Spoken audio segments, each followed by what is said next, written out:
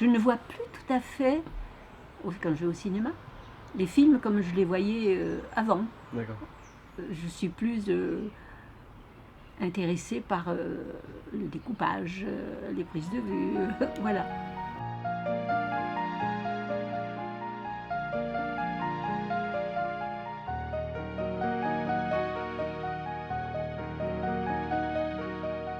Salut à tous et bienvenue dans cette nouvelle vidéo. Aujourd'hui on va faire un petit making of de Mamie, un petit retour sur à la fois la conception, donc la pré-production, le tournage et la post-production du film. Je suis accompagné de mon caméraman de toujours, mon chef opérateur sur Mamie, mon cadreur et un de mes meilleurs amis, Vincent Gélinec, qui se trouve derrière la caméra. Hey, pour commencer déjà, je voulais vous remercier de tous les retours très positifs. On approche des 2000 vues et il y a eu énormément de bons retours, de bonnes critiques qui m'ont été faites sur ce film. Ça me fait très plaisir que vous ayez été au rendez-vous pour le voir. Avant d'entrer dans le vif du sujet de cette vidéo, j'aimerais vous poser une petite question avec l'aide du petit outil sondage de YouTube. Vous cliquez sur le petit i qui va apparaître par ici et vous allez pouvoir répondre au sondage. La question étant que mon prochain projet est un projet beaucoup plus ambitieux que Mamie ne l'était. Il va demander une équipe technique plus conséquente, il va demander du maquillage, des effets spéciaux, des défraiements pour l'équipe technique et des costumes. Donc je me pose la question d'ouvrir un financement participatif. Voilà, vous donnerez ou pas, c'est ma question. Est-ce que ça vous intéresserait? Est-ce que vous envisageriez de donner même 2 ou 3 euros pour la conception de ce prochain film? Soyons clairs, il se fera dans tous les cas, c'est juste que si on a un petit budget, ça nous permettra de le faire encore mieux tout simplement. Donc c'est parti pour le making of de Mamie. Il y a un truc que je me suis dit il y a quelques mois quand j'ai commencé à réfléchir à Mamie, c'est que ça fait 5 ans que j'ai envie de faire du cinéma et que je dis que j'ai envie de faire du cinéma mais que j'avais toujours rien fait. Et c'est en partie tourné avec Vincent sur son propre projet qui m'a donné envie de commencer à m'y mettre réellement. Et c'est comme ça qu'est née Mamie en fait.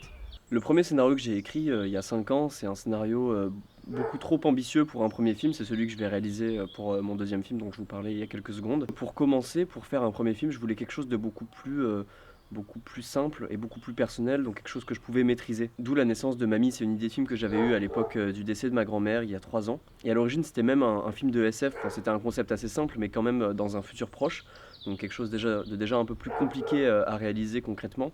Donc j'ai vraiment viré tout ce superflu et je me suis concentré sur l'essentiel de l'intrigue pour écrire Mamie. Et donc c'est un film comme il parle de sujets et de choses que je connais bien, que j'ai vécu, qui a été assez rapide en fait à écrire.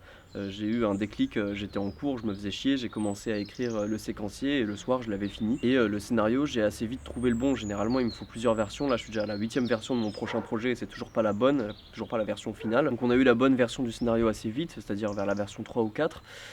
Mais il manquait au début, dans la première version, c'est pour ça qu'il y en a eu d'autres, un élément important pour moi, c'est que je voulais une séquence qui n'avait que pour seule visée de développer la relation et la complicité entre la grand-mère et le petit-fils. Pour moi, il manquait vraiment ça, il y avait toutes les séquences nécessaires à faire avancer le récit, mais il manquait vraiment cette séquence, pour moi, clé, qui faisait que émotionnellement, on était plus investi dans le film. Et finalement, il y en a eu deux. La première, c'est la séquence du Scrabble, parce que donc, j'ai soumis mon problème à mon prof de cinéma à l'époque, Luc Vautreau, que je remercie énormément d'ailleurs. Et il m'a dit, crée une séquence autour d'un jeu de société. Et effectivement, le jeu de société, c'est intéressant comme concept, parce que déjà, entre grand-mère et petit-fils, c'est très fréquent, presque cliché. Mais en même temps, en fonction du jeu de société choisi, il y a une relation qui n'est pas la même, et une adversité ou non, qui n'est pas la même en fonction du jeu parce que l'enjeu est différent. Et donc le Scrabble, j'ai trouvé ça sympa parce que c'est plutôt vraiment un jeu de grand-mère. Pour elle, elle est en terrain conquis et c'est à elle de justement l'y amener. Et je trouve cette séquence plutôt importante parce que elle permet de développer cette relation et donc de s'attacher au personnage. Et il y a une deuxième séquence qui a été ajoutée après, mais pour le coup pas au scénario, c'était vraiment une improvisation du tournage. C'est la séquence qui vient juste après, où Paul et Mamie sont devant un film en un seul plan. Et d'ailleurs le film qu'ils regardent, la chanson qu'on entend est extraite d'un film de Vincent Gélinec qui sortira dans quelques mois. Cette séquence dans le scénario, elle était juste notée Paul et Mamie regardent un film, et je me disais que si je trouvais un truc intéressant sur le tournage à en faire, je le ferais. Mais qu'a priori ce serait peut-être une séquence qui serait supprimée.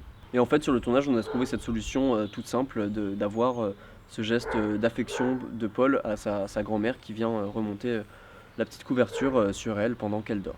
Donc c'est allé assez rapidement parce que ça pouvait se tourner à petite échelle, à un seul endroit, ici, chez ma grand-mère, avec une équipe de tournage assez réduite et puis en assez peu de temps. Donc finalement, la gestation s'est faite assez vite, il n'y avait que 2 acteurs. En gros, le film, entre la rédaction du scénario et la sortie, s'est fait en 5-6 mois, ce qui est assez peu. Aussi parce que j'avais la chance d'être entouré des bonnes personnes pour mener à bien ce projet. Bon bah, déjà Vincent, qui m'a prêté son matériel pour le tournage et qui m'a aussi prêté ses grands talents qui sont nombreux, de cadreurs, de réalisateurs et d'amis de bons conseils.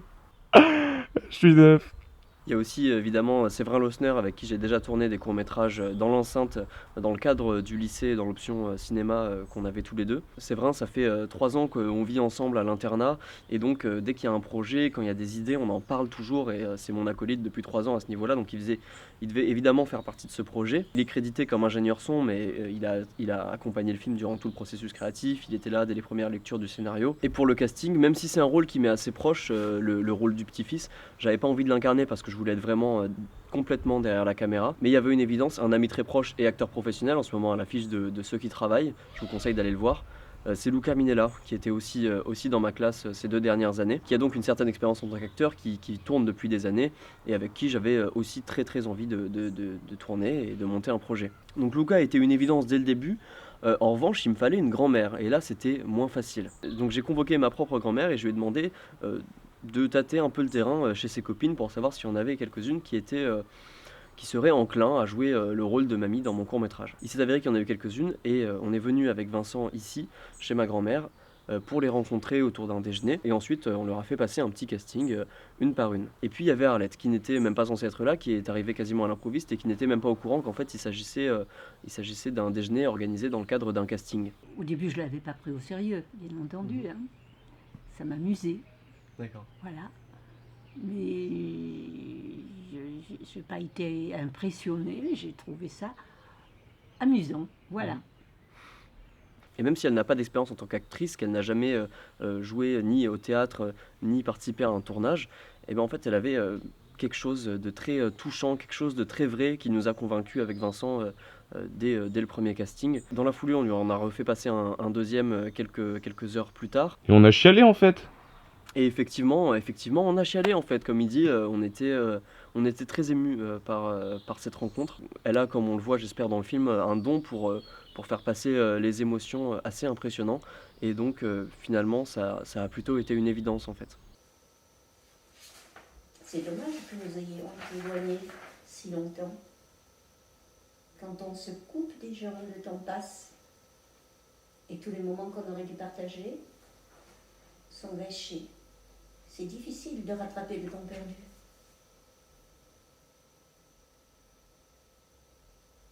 Ok. Qu'est-ce que vous en pensez de ces dialogues ? Il vous parle ? Ah bon, il me parle parce que ça correspond à ce que je vis en crise en ce moment. Donc, ça correspond. Oui. Ouais. Malgré les quelques petites imperfections de jeu qu'elle a pu montrer au casting, il y avait tellement de potentiel émotionnel qu'on s'est dit qu'on ferait avec. Et en fait, elle ne nous a pas sorti la moindre erreur et de justesse sur le tournage. Comme Mamie, c'était un film qui avait un scénario et j'en avais conscience assez convenu, entre guillemets, en tout cas assez simple. Ça m'allait comme ça, mais c'était le cas. Je tenais à faire tout un travail sur l'univers du film pour le rendre crédible et pour qu'on puisse s'y immerger un maximum. Et pour ça, pareil, j'ai pioché dans les détails de ma propre vie pour voilà, créer un passé à ces personnages. Par exemple, le DVD de Robin des Bois qui rappelle au personnage de Paul le fait que son père jouait à l'arc. Tout ça c'est vrai, mon père effectivement venait ici pour faire du tir à l'arc.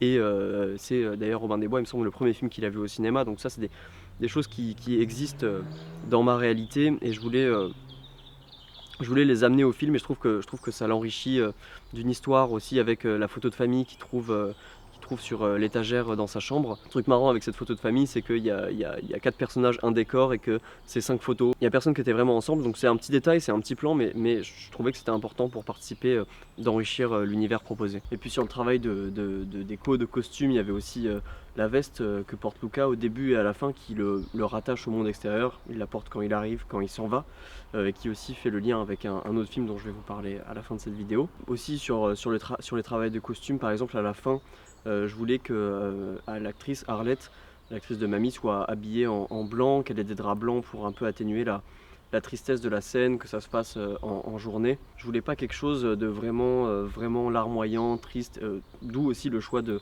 la musique, qui est une musique à la fois triste, nostalgique et puis un peu joyeuse, qui a un peu tous ces sentiments contradictoires, qui a un peu tous ces sentiments contradictoires que j'ai ressentis moi quand j'ai appris le décès de ma grand-mère après avoir passé sa dernière semaine avec elle, et qui est ce que j'ai voulu retranscrire dans ce film.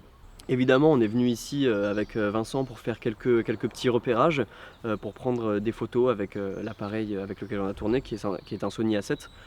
On a pris des petites photos des plans que je commençais à imaginer pour voir à peu près ce que ça allait donner. Fallait dire un Sony A7 III, mec. J'étais sûr que t'allais me corriger. Ah, chaud. Ça nous rappelle quelque chose, ça. Action.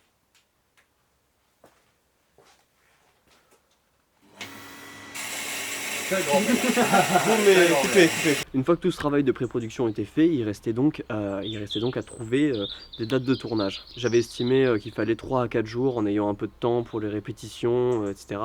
pour tourner ce film, sachant qu'il y a 25 séquences, il me semble. Puis il y avait 2 contraintes techniques temporelles. La première, c'est que Luca était en tournage d'un long métrage en premier rôle pendant les 3 mois qui précédaient, donc jusqu'à fin mai, et ensuite que Les Cigales allaient arriver le 12 juin.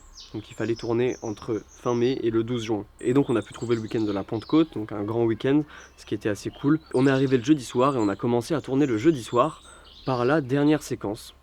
La seule séquence qui se passe pas dans la maison, celle qui se passe en bord de route, c'est environ à 30 minutes d'ici, en Camargue. On voit alors mamie sortir beaucoup de médicaments d'une boîte, les avaler, boire un verre d'eau et s'allonger sur son lit. Au fur et à mesure qu'il lit la lettre, Paul commence à pleurer. Il sort de sa voiture, il regarde l'horizon et le soleil se couche. C'est fou ça. C'est nul mais c'est fou.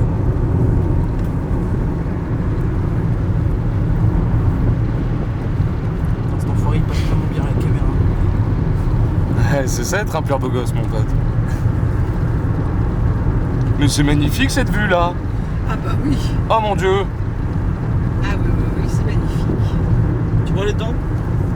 Les temps tout là-bas là. Oh là là, mec, c'est là qu'on va. Quoi? Mais non. Non large, voiture arrêtée, prise 1. Action! Et donc voilà, c'est un peu le premier jour, le premier moment où on s'est tous un peu fait la main depuis que la dynamique est née. On a eu un peu peur au début parce qu'on a dû monter dans la voiture alors que Luca conduisait et il faut savoir qu'il n'avait pas le permis. Depuis il l'a eu. Première.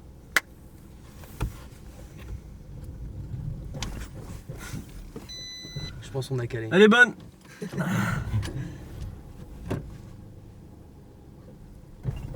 Et je l'ai fait 3 fois. Elle est encore mieux.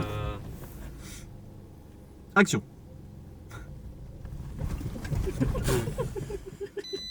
Non, c'est juste que j'accélère pas assez. Au moment où je le lâche. Non mec, déconne pas mec. Non, mais ok, je vous fais ça. Et voilà, une fois qu'on avait tout tourné tout ça, évidemment, on a eu ce cher Séverin qui nous a fait une petite boucle d'air dans la voiture pendant que nous on faisait les cons à l'extérieur.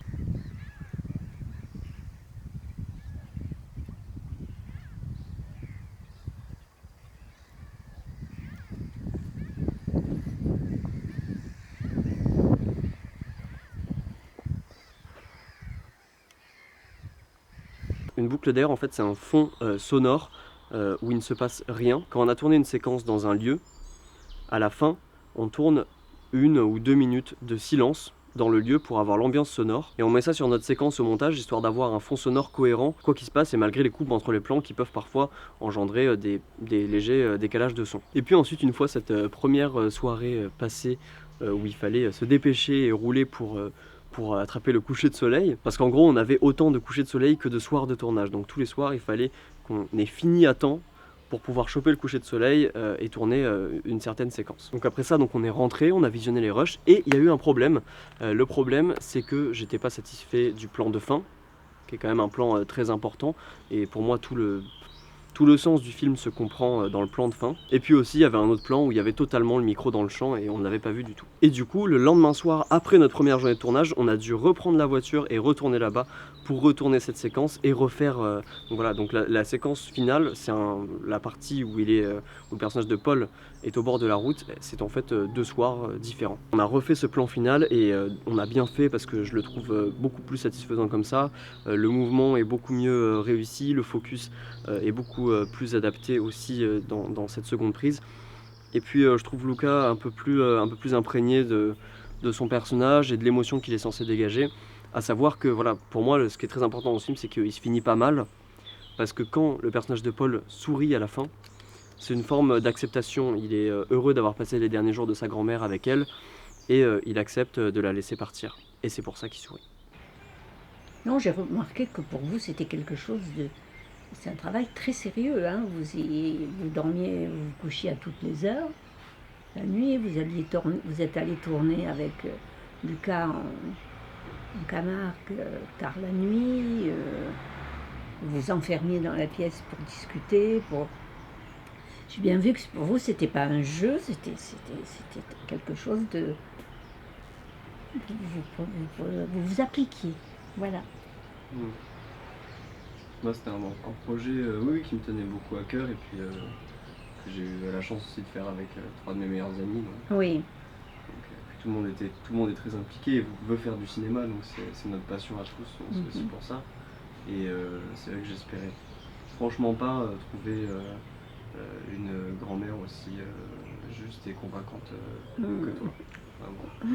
Et d'ailleurs, pour beaucoup de retours que j'ai, et encore là aujourd'hui d'ailleurs, quelqu'un qui vient de voir le film et qui m'a envoyé un message, les gens aiment le film, aiment les images, etc. Mais on me mentionne toujours l'actrice, quoi. La grand-mère. Ouais. Tout le monde t'a adoré dans ce film. Que ça dure. Ouais.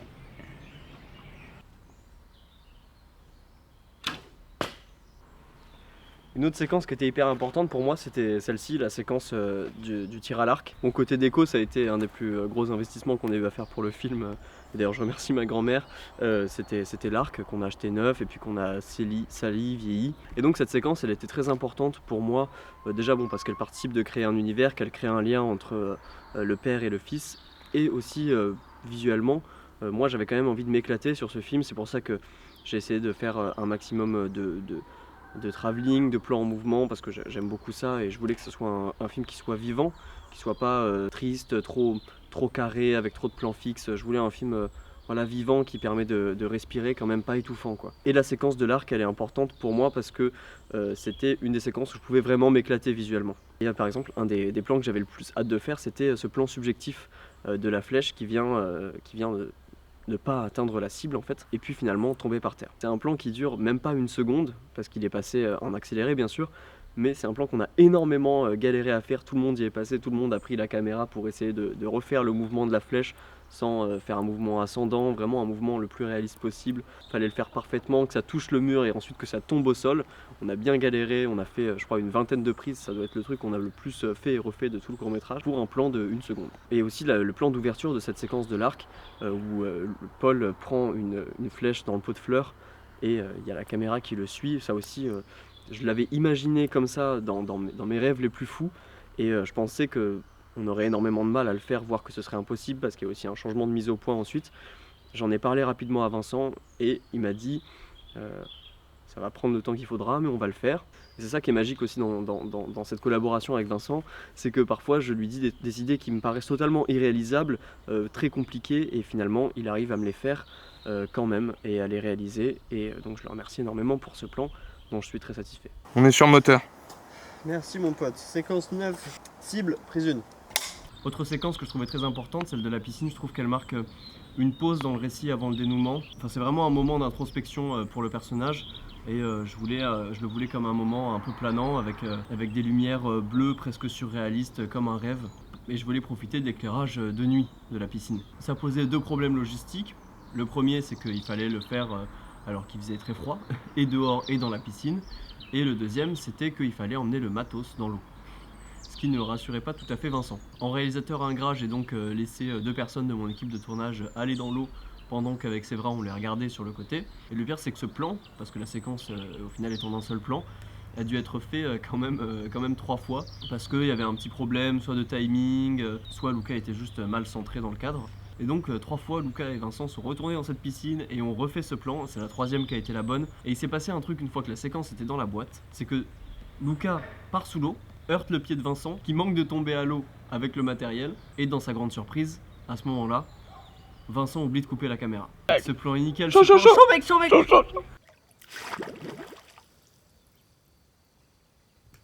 Mec, ce plan est nickel. Mec. Chaud, mec. Je suis désolé. Chaud, mec. J'ai glissé comme un bâtard. Mec. Sans déconner, mec. Mais dis-toi que de toute façon, au moment où t'éteins la lumière, mec, c'est vraiment un noir complet, mec, et que j'ai absolument pas coupé. Donc voici le réalisateur de ce projet, mec. Ce sont mes héros, voilà. Ce sont mes héros. C'est notre 3e jour de tournage, ouais. Et il se passe des trucs de fou. Genre, je crois que c'est la première fois que j'assiste à un tournage et je crois à fond en ce projet. Genre, il y a tout qui est parfait, mec. C'est fou, c'est beau. Genre, il y a tout qui est parfait. Bon, j'ai quelques doutes sur quelques trucs, mais réal, cadre, acteur, vraiment, il y a tout qui est rond, les gars. Les gars, Tout qui est rond. ce qui se passe ici. Et le mec qui est derrière la caméra actuellement est un fou. C'est un fou. C'est grâce à lui, c'est une des personnes grâce à qui tout peut se passer. D'accord. Sans lui, je ne serais pas comme ça. Sans lui, il ne serait pas là. Donc, Une autre séquence un peu difficile à appréhender, c'était celle-ci, la séquence, double séquence d'ailleurs de la toux. Déjà pour Arlette, 85 ans, qui devait du coup jouer cette séquence d'une dame très malade, quasiment mourante. Et puis pour nous aussi, de lui faire ça, c'était pas vraiment très agréable, quoi. Et finalement, on a tous été surpris par la force de l'interprétation d'Arlette, qui a été à couper le souffle vraiment dans cette séquence. Quand elle a commencé à tousser, et la 2e séquence où elle crache du sang, c'était vraiment la panique. On était tous très mal. Séverin, ensuite de ça, était traumatisé et a oublié de couper le micro. Moi, derrière la caméra, on m'entend faire... Parce que j'étais vraiment en train de paniquer. C'était très fort sur le moment. Et c'est pour ça aussi que j'ai décidé de ne pas faire de coupe, parce qu'à l'origine, je voulais faire des coupes dans ces séquences. Et finalement, je trouve que c'est assez poignant pour se tenir... sans coupe et sans discontinuer. Et pour la petite anecdote, le sang qu'elle crache dans cette séquence est en fait du colorant alimentaire mélangé avec de l'eau. Non, finalement, je l'ai fait sans trop me casser la tête, quoi. Je veux dire, ces dernières, vous m'avez aidé, hein, parce que on a repris quand même la montée d'escalier où j'étais pas suffisamment crédible. La première séquence de l'adieu, celle qui se passe en silence, où ils sont au bord de la falaise, Mamie et Paul, elle se passe juste ici, ils sont posés ici. Nous, à la caméra, on était posés tout en bas, Vincent, Séverin et moi. Je trouvais ça important que ce soit en silence, cette séquence, parce que c'est un film qui a des dialogues assez simples, et écrire un adieu un peu déchirant, j'aurais pas su faire, et je pense que la force de ce qu'ils se disent ou de ce qu'ils peuvent se dire est mieux si elle est interprétée par le spectateur sur un silence où chacun peut imaginer ce qu'ils se disent et on les voit juste se faire leurs adieux. En plus de ça, ça crée un effet de parallèle parce qu'il y a la même chose, le même effet qui est appliqué au tout début du film.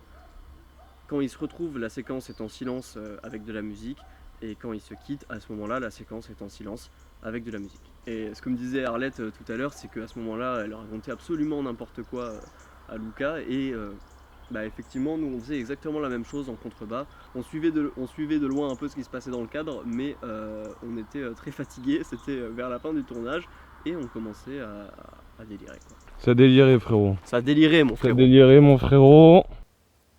La main sur la joue, maintenant. Oh putain. Chaud, c'est chaud, mec. C'est très très chaud, mon petit pote. Aïe aïe aïe. Aïe aïe aïe. Aïe aïe aïe aïe aïe aïe aïe aïe. Aïe aïe aïe. Aïe aïe aïe aïe aïe aïe. Coupé! Moi, je trouvais que c'était un peu récréatif parce que j'avais autour de moi 4 jeunes fort sympathiques qui prenaient soin de moi. en plus. Hein. Et voilà, puis ma curiosité, je suis très curieuse. Hein. Ma curiosité était satisfaite parce que j'ai su ce que c'était que action coupée après. Bon, ce qui m'inquiétait un peu, c'était la fin du film. Hein. Mais étant donné qu'il y a eu pas mal de coupures, j'estime que ça s'est bien passé. Autre chose à savoir aussi, c'est qu'un peu après avoir fini le tournage, 1 mois et demi après avoir fini le tournage, alors que j'avais déjà une première version du montage qui était prête, il y a un truc qui me dérangeait vraiment et qu'on a du coup re-shooté. Le reshoot, c'est une pratique assez commune dans l'industrie du cinéma qui consiste à refaire quelques mois après le tournage certains plans ou certaines séquences dont, a posteriori, on n'est pas assez satisfait. Et donc là, on a retourné la majeure partie de la première séquence, c'est-à-dire la séquence où Mamie, à partir du moment où elle se lève de son siège et qu'elle avance dans les escaliers pour remonter dans sa chambre. Le but de cette séquence était à la base de la montrer essoufflée, et on avait fait la bêtise, parce que c'est la première chose qu'on a tournée avec Arlette, et que voilà, on n'était pas encore suffisamment bien dans le bain, je suppose. On a fait la bêtise de tourner ça au stabilisateur, ce qui, pour montrer l'effort, n'est pas vraiment une bonne idée. Et en plus, c'était un montage, en plus ça donnait un montage qui était très lent, où du coup on la voyait juste marcher, parce qu'elle non plus n'était pas encore à fond dans le personnage, et n'avait pas vraiment insisté sur la fatigue, etc. On l'avait pas aussi sans doute assez bien aiguillé. Donc on a refait toute cette première séquence, pour avoir celle qu'on a dans le film finalement. On a déjà pris la caméra à la main. On a fait une caméra portée pour mieux souligner la fatigue du personnage, et ça nous a aussi permis de rajouter quelque chose, qui est cette lettre sur laquelle il y a marqué qu'elle a un cancer. Parce que ça, c'était pas du tout dans le film à l'origine, c'est dans aucun scénario, c'est vraiment quelque chose que j'ai rajouté après les premières projections test. La projection test, c'est aussi quelque chose de courant dans l'industrie, où avant que le film ne sorte, on le montre à une audience un peu mixte, pour avoir différents avis, différents retours, pour savoir s'il y a des choses à corriger. Et ce qui ressortait de certaines projections test, c'était que certains spectateurs trouvaient que la mort à la fin n'était pas assez amenée, pas assez justifiée. Et donc j'ai rajouté ce papier qui disait clairement qu'elle avait un cancer, parce que pour moi elle avait une maladie grave, mais effectivement c'était jamais explicité clairement dans le film, et donc c'est le cas avec ce petit papier. Les reshoots pour cette séquence qui dure 1 minute, mais qui est composée quand même de pas mal de plans, je crois qu'il y en a 5 ou 6, ont duré juste une matinée. Je pense que ça a dû durer 1 heure, 1 heure et demie. Moins d'une matinée, ça a duré 1 heure, 1 heure et demie, on est d'accord, pas plus. Ce qui a aussi été rajouté à l'occasion de ces reshoots, donc 1 mois et demi après le tournage, c'est le tout premier plan du film, le plan d'introduction, c'est le plan d'ensemble sur la maison. Je trouvais que ça manquait vraiment dans le film, ce plan, parce que l'entrée dans le récit avec le plan de Mamie sur son fauteuil était trop brutale. Et donc on a rajouté ce plan d'ensemble en introduction, assez classique, mais je trouve assez efficace. Je me souviens que dans les dialogues, j'avais spontanément envie, ce que je me suis interdit de faire, bien sûr, j'avais spontanément envie de placer mes propres mots. Mmh. Mais c'est-à-dire, parce que l'écriture t'allait pas, ou parce que tu te sentais proche de la situation et que tu voulais te la réapproprier? Oui, c'était plutôt ça. Ouais. Oui. Hein, quand même, le rôle de grand-mère, je l'ai pratiqué. Hein. Auprès de mes 5 petits-enfants que j'ai beaucoup gardés, que j'ai beaucoup eus. Une qui habite Nîmes, que j'allais chercher à la sortie de l'école. Les autres que je prenais pendant les vacances complètement. Ouais. Donc, spontanément, j'avais envie d'ajouter, si tu veux, ou de compléter tes paroles. Bah, ce que tu as fait parfois, et ça marchait bien. Ça marchait bien, c'était pas interdit du tout. Et je crois qu'il y a un truc que personne n'a remarqué dans ce court-métrage, c'est que toute l'équipe technique a droit à un petit caméo en fait. Bon, c'est pas forcément voulu. Par exemple, dans la dernière séquence du film, dans le plan où Mamie est ici, regarde l'horizon, puis se retourne et rentre dans sa chambre, il y a un petit panotage de la caméra qui la suit vers l'entrée dans sa chambre, et on aperçoit Séverin, ici là dans l'angle, enfin on aperçoit Séverin, en tout cas on aperçoit ses cheveux et son casque qui dépasse parce qu'il est là à prendre le son par terre. Et de la même manière, dans la séquence de la toux dans la salle de bain, on voit les cheveux de Vincent par terre dans la pièce qui est juste derrière, sachant que la porte est ouverte, mais je crois que personne ne l'a remarqué puisque personne ne me l'a notifié. Et pour mon caméo à moi, c'est au moment où Paul se réveille en plein milieu de la nuit avant d'aller à la piscine et qui regarde l'heure, 3h33 et le fond d'écran de son téléphone et le vrai fond d'écran de Luca, c'est-à-dire une photo de lui et moi. Pour ce qui est de la musique du film, il y a la partie musique préexistante, c'est-à-dire la musique d'introduction qui est un morceau de Beethoven que j'avais choisi à l'origine. Je cherchais juste un morceau de musique classique pour avoir une impression de ce que ça allait donner et que je pourrais changer ensuite. Et finalement je trouvais que Silence, donc de Beethoven, correspondait bien à la séquence, donc je l'ai gardé. Pour la musique de fin, je tenais à ce choix, je l'ai déjà expliqué tout à l'heure. D'ailleurs, petite anecdote sur cette musique de fin, je voulais absolument négocier les droits pour être sûr que je pouvais l'inscrire en festival ensuite mon film. Et donc j'ai envoyé un mail à plusieurs grosses corporations, grosses entreprises, parce que plus j'envoyais des mails, plus on me disait non mais c'est pas eux, c'est pas nous qui sommes en charge des droits, c'est eux. Et donc on m'a amené à une plus grosse entreprise encore. Et j'ai fini par écrire à un des plus gros studios de production et d'ayant droit dans le monde. J'ai démarché énormément pour savoir combien de temps j'avais les droits. C'est genre 1 an égale tant de sous parce qu'il faut les acheter ces droits. Et 2 ans égale beaucoup plus de sous tout de suite.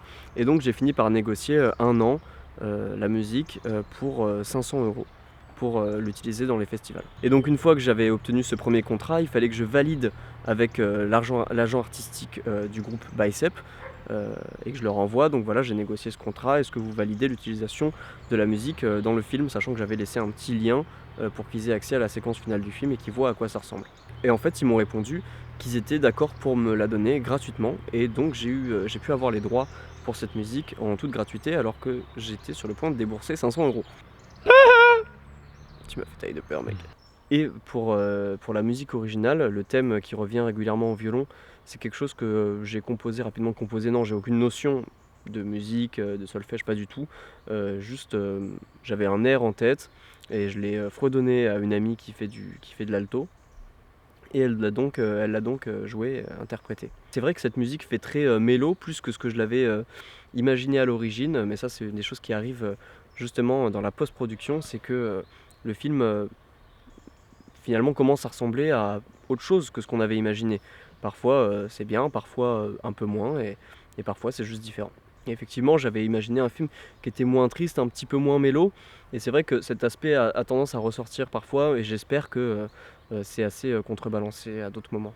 Et ensuite, on est arrivé en post-production, ça a duré à peu près 1 mois et demi, et encore j'avais le bac au milieu, donc j'ai pas pu faire ça d'une traite. Mais déjà, je pense que c'est le moment peut-être de vous montrer les scènes coupées. Elles ont été coupées pour des bonnes raisons, donc c'est pas passionnant. Donc la première scène qu'on a reshootée, dont je vous ai parlé tout à l'heure, qui était basiquement des plans où on suivait mamie prendre l'escalier et traverser sa maison.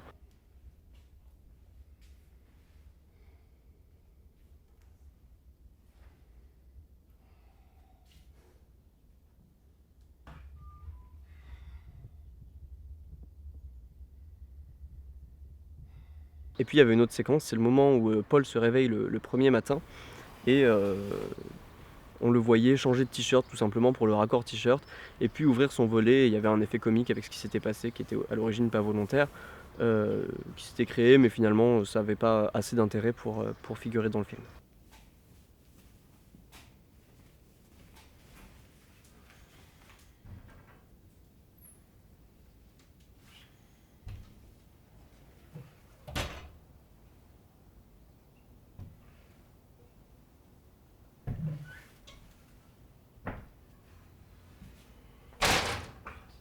Le récit était déjà assez lent. Moi je pensais en ayant le scénario que le film ferait 10 minutes. Après le tournage j'ai pensé qu'il faisait 15 minutes.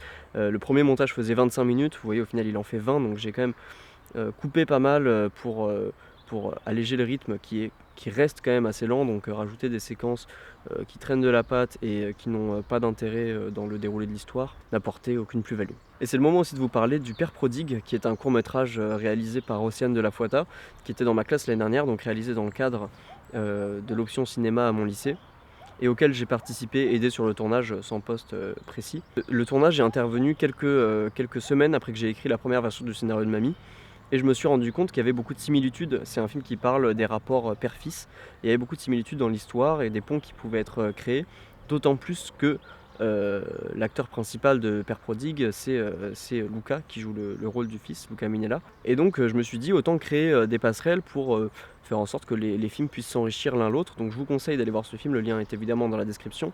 Et vous verrez que ça peut ressembler à un préquel thématique de Mamie. À l'exception près du prénom du personnage de Luca qui s'appelle Thomas dans Le Père Prodigue, tout colle et tout pourrait se passer dans la même réalité. D'autant que j'ai ensuite fait exprès de créer des liens, notamment pour les voix off, j'ai choisi l'acteur de Père Prodigue pour jouer le père, donc il reprend son rôle aussi dans les deux films.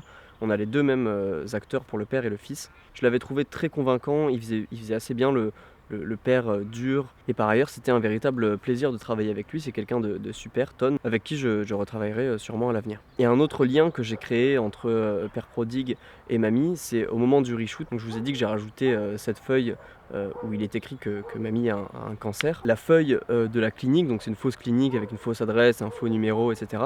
Tout ça est une feuille qui a été créée par mon prof de cinéma de l'époque pour le film Père Prodigue. Donc si vous regardez le film Père Prodigue, à la fin vous avez la même fiche, donc ça parle pas de cancer, ça parle d'autre chose, mais c'est la même clinique à laquelle vont le père et la grand-mère. Ensuite des montages, des remontages qui ont duré un certain moment, le film a mis un peu de temps à s'affiner. Il y a aussi un gros travail d'étalonnage pour exacerber les couleurs, rendre le film plus beau. Et donc voilà, je pensais que ce serait peut-être intéressant de vous montrer quelques avant-après. Tu irais mieux si tu n'étais pas à jeun. Thé ou café? Café.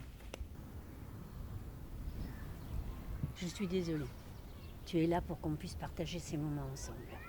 Je sais pas en ce moment, pourquoi je dis rien. Allez, tais-toi. Tais-toi. T'as tellement voulu. Je veux plus t'entendre. Tellement attendu.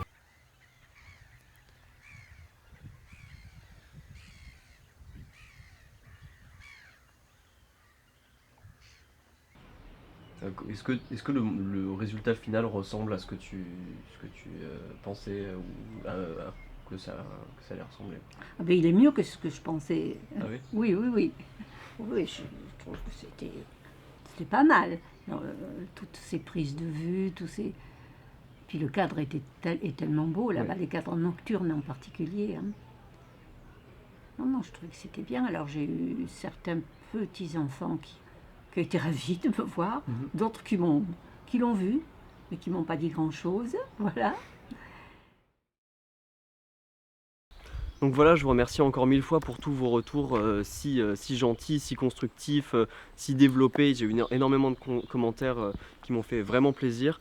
Merci aussi d'avoir regardé cette vidéo, ce petit making of. J'espère que ça vous a un peu éclairé sur la conception du film. En tout cas, j'ai très hâte de repartir en tournage et de faire ce deuxième film qui est totalement à l'opposé de ce qu'est Mamie. Et j'ai aussi très hâte de vous le montrer. Je pense que, bon, c'est pas pour tout de suite, hein, c'est pas avant 6 mois et encore, peut-être même encore après, mais c'est en préparation active. Et vous aurez des petits teasings de temps en temps, probablement sur les réseaux sociaux. Hey, le petit chat. Aïe, mon petit pote. Et donc on se dit à très bientôt pour les prochaines news, pour les prochaines annonces, ou tout simplement pour parler cinéma. Salut à tous.